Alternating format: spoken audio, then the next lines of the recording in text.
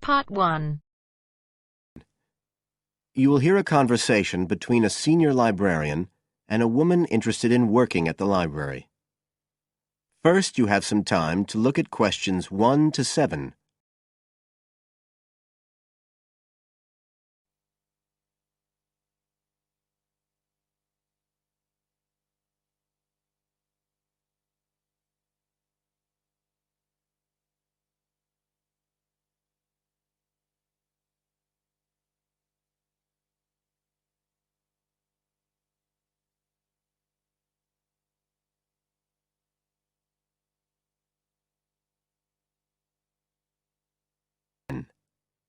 You should answer the questions as you listen, because you will not hear the recording a second time. Listen carefully and answer questions 1 to 7.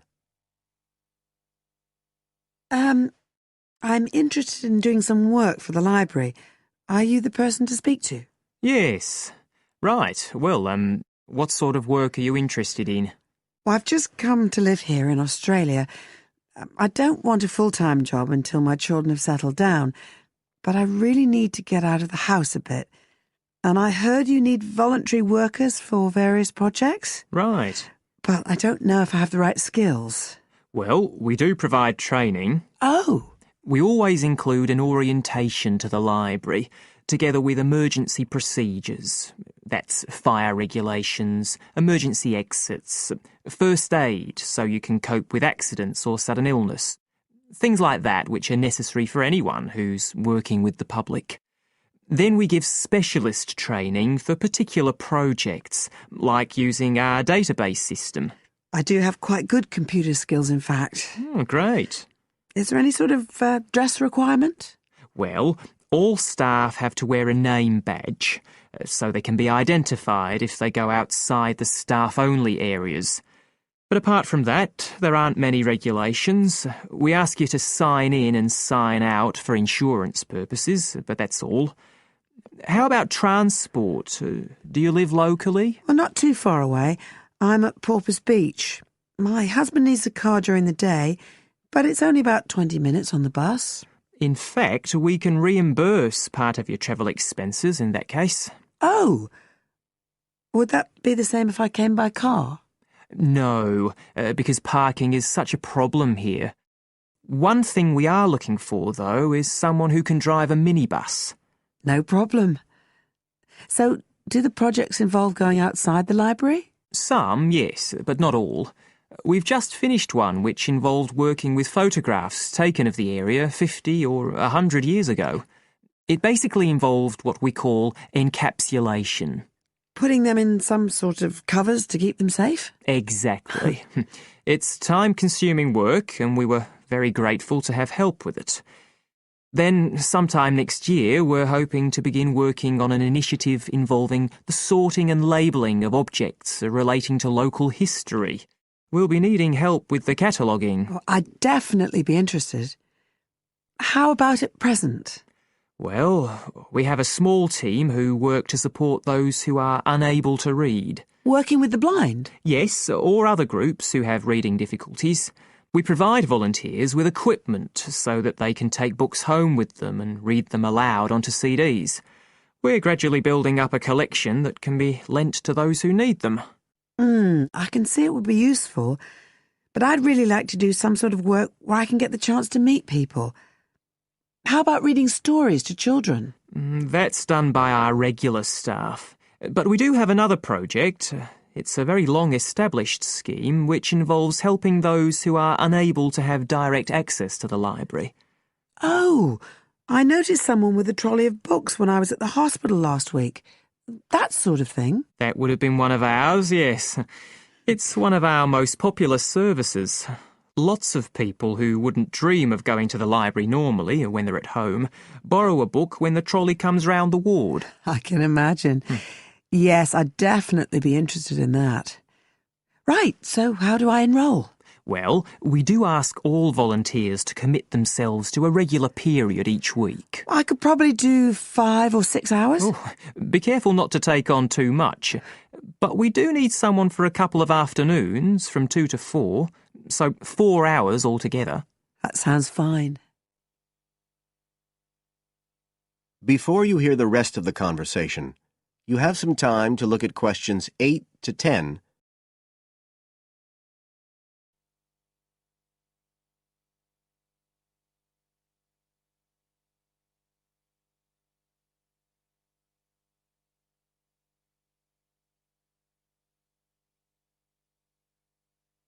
Now listen and answer questions 8 to 10. Right, so here's the application form.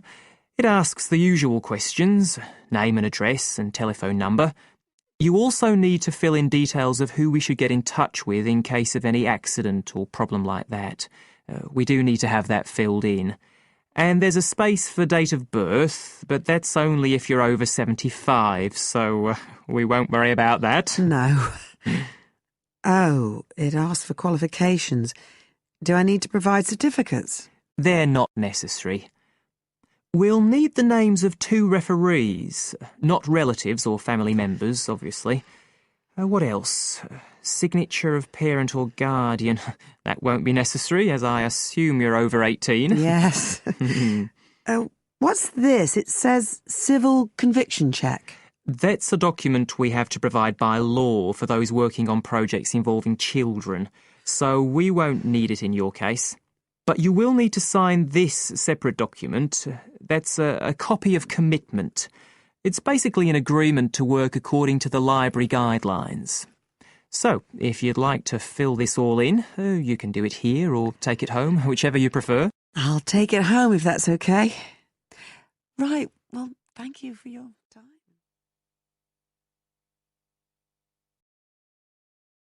That is the end of part 1. You now have half a minute to check your answers.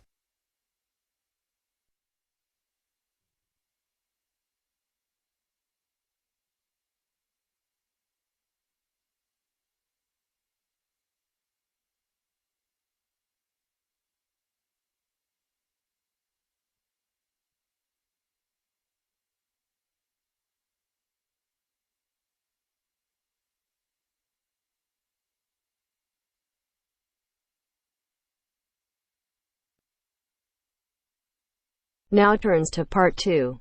Part 2. You'll hear a radio program on the process of making beer. First, look at questions 11 to 14.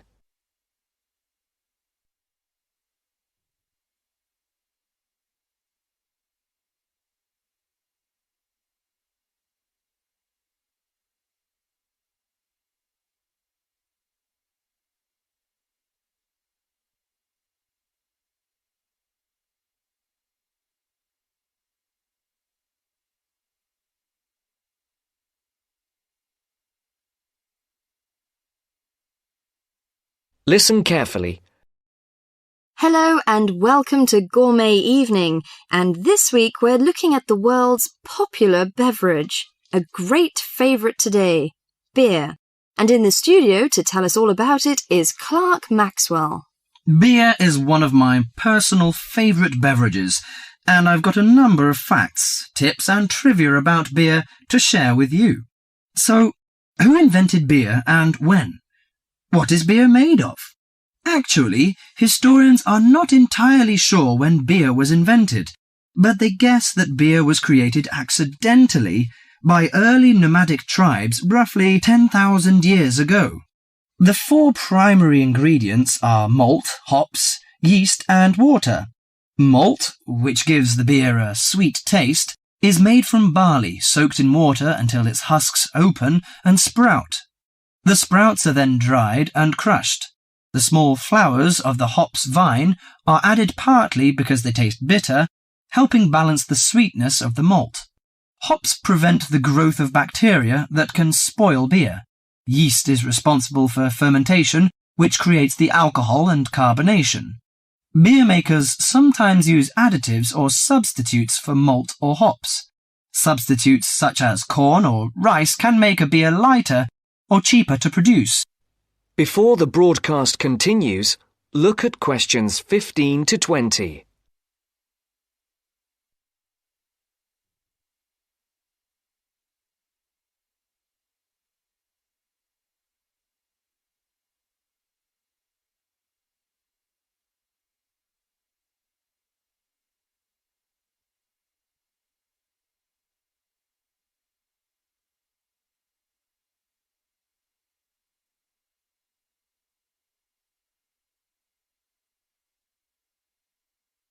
You will now listen to the second part of the talk. Adding fruit gives beer a fruity taste. Beer is not high in alcohol, as we know. The lowest type, light beer, contains no more than 2% alcohol, and the highest may reach 6%. Other drinks such as wine are more alcoholic. Wine contains 8 to 20% alcohol. But that is not to say drinking beer is no danger at all. Like all alcoholic beverages, beer can make it difficult to drive and think clearly. Excessive drinking can also lead to liver damage, high blood pressure, stomach ulcers, and other health problems. However, beer also helps prevent some health problems when consumed in moderation. Beer contains a moderate number of vitamins and minerals. Studies have shown that small amounts of alcohol can reduce the risk of heart disease. Beer also contains selenium, a mineral that promotes bone growth and helps reduce the risk of osteoporosis. I suppose many of you think beer can give you a beer belly, but you are mistaken. Genes determine how fat is deposited. No food or drink can create fat deposits in specific areas of the body. As with all foods, the more calories you consume, the more likely they are to be stored as fat and cause weight gain. Beer contains no fat and averages 150 calories per serving. Well, one more thing. Pay attention to the storage and containers of beer. They will affect its taste. It's a mistake that the taste of beer improves with age, like that of some wines. Beer is a food product that will eventually become stale. It should be stored in a cool, dark location before consumption, and the colour of a bottle can influence the flavour. Brown bottles block out light that reacts with the hops, which could damage the flavour. Green or clear bottles provide little or no protection from light damage. Do you know which country drinks the most beer? Although Britain is even on the list of big consumers, actually the Czech Republic consumes the most beer, at 156 litres per person per year, followed by Ireland and Germany. That is the end of part 2. You now have half a minute to check your answers.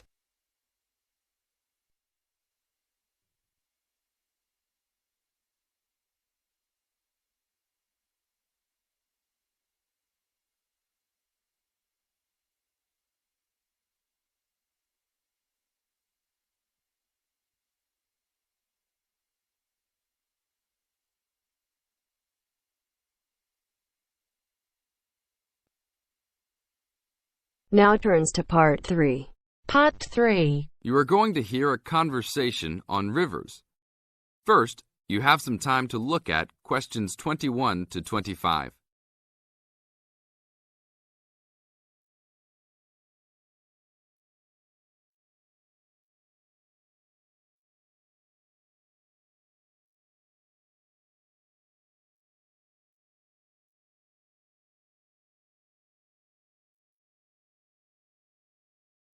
Now listen to the tape and answer the questions. Please tell me about the current state of the Amazon.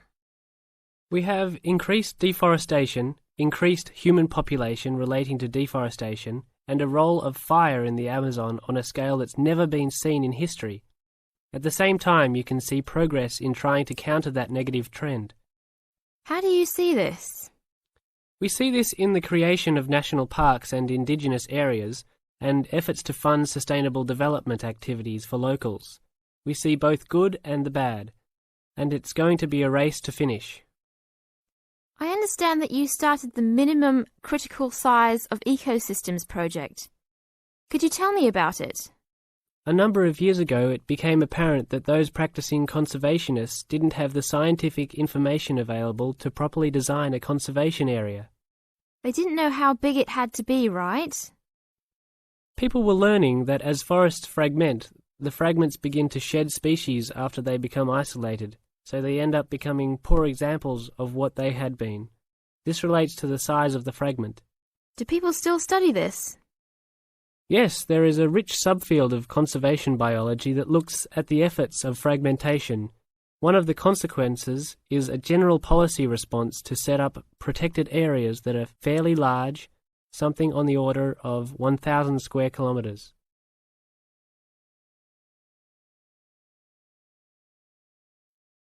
Now look at questions 26 to 30.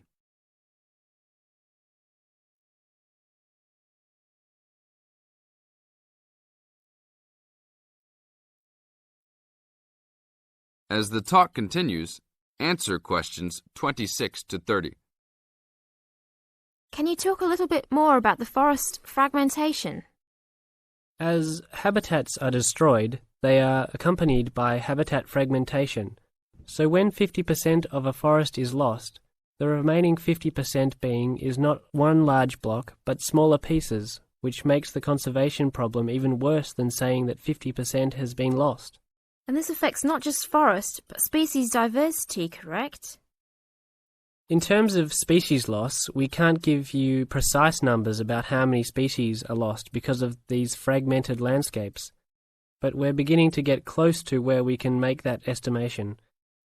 And so one of the policy responses to all of this, beyond just trying to create large protected areas, is to try and reconnect the fragments. You've been active in many projects studying the Amazon region over the years. Can you tell us about that process of understanding the Amazon? When people first started looking at conservation priorities, there was not much information about the geography of plant and animal species. One of the first clues was an analysis done in 1969. This looked at bird species and found geographic clusters of species which occurred nowhere else. And those are priority areas for conservation. Was this when people began prioritising refuges? Yes, it was the first time that someone looked basin-wide at priorities, giving priority to so-called refugean areas. Was this when the new trend to use geographic information systems, or a GIS, started? That was in 1990 after we worked out a whole set of biological and conservational priorities and produced a big map using GIS. What are some of the things that GIS does? Well, there are several advantages of using a geographic information system. First, you can continually update the system so that it's now a constantly changing picture. You can actually watch changes. Then you can include large amounts of data, including information about the vectors of development. Roads, railroads, pipelines, hydroelectric projects, etc. And finally, because it is accessible on the internet, it makes this information available to anyone who's interested. That is the end of part 3. You now have half a minute to check your answers.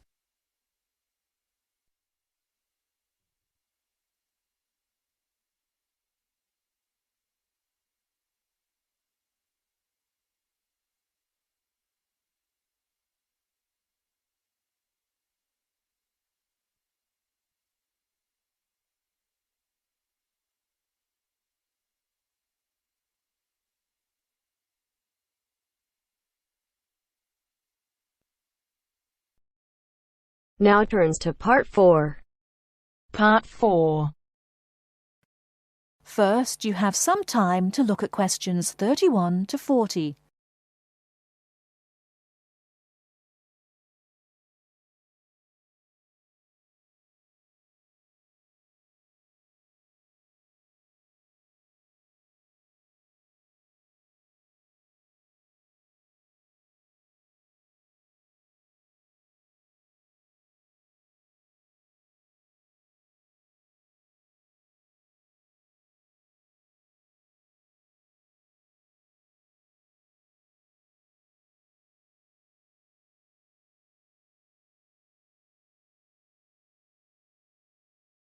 Now listen carefully and answer questions 31 to 40.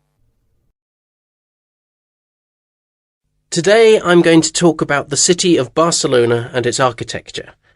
First, the city. Barcelona is a city of some 1.5 million people. It is a port situated on the northeast coast of Spain in the province of Catalonia. The people speak Catalan as their native language, but most are also fluent in Castilian Spanish and some speak English too. The city centre is surrounded by a ring road which encloses a grid with two major roads running diagonally across it. These are the Avenidas Diagonal and Meridiana.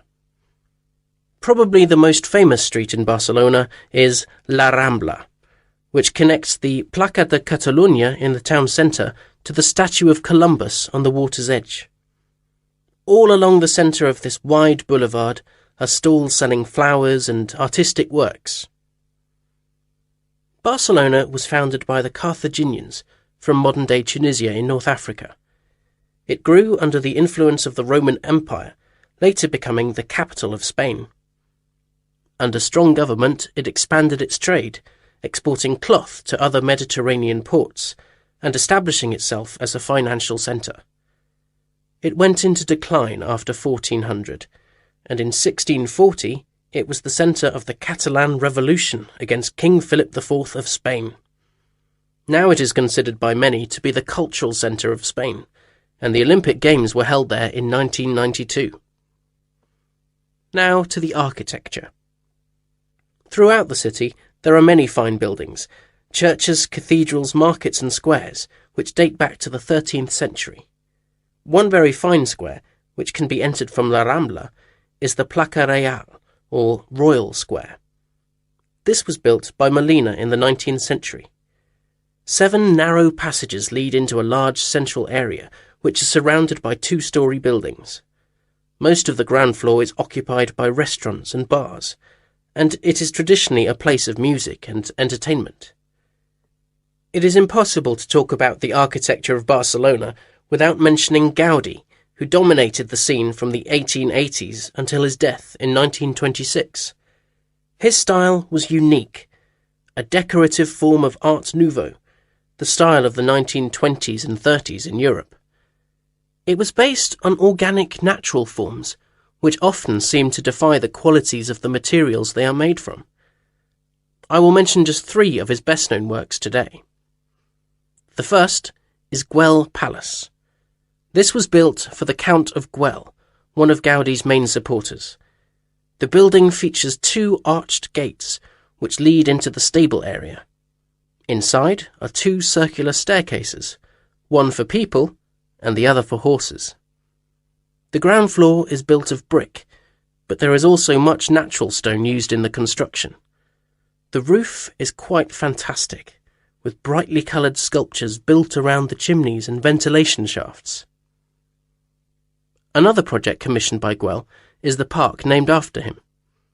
This was meant to be a garden city with 50 houses, but in fact only 2 were ever finished. The influence of nature is strong in the cave-like spaces and animal figures, and again, much use has been made of brilliantly coloured surfaces. But the greatest of Gaudí's works is still under construction, and it is not expected to be finished until 2041. He began work on this cathedral, known as La Sagrada Familia, Church of the Holy Family, in 1882, which means that it will have taken 159 years to complete. The finished building will have 18 towers, the highest being 170 metres high.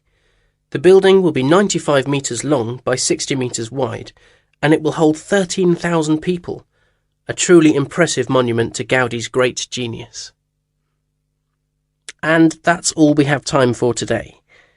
Next week, we'll look at some of Gaudí's smaller projects and also his furniture designs. Please make sure that you complete your assignment on Le Corbusier by this coming Friday.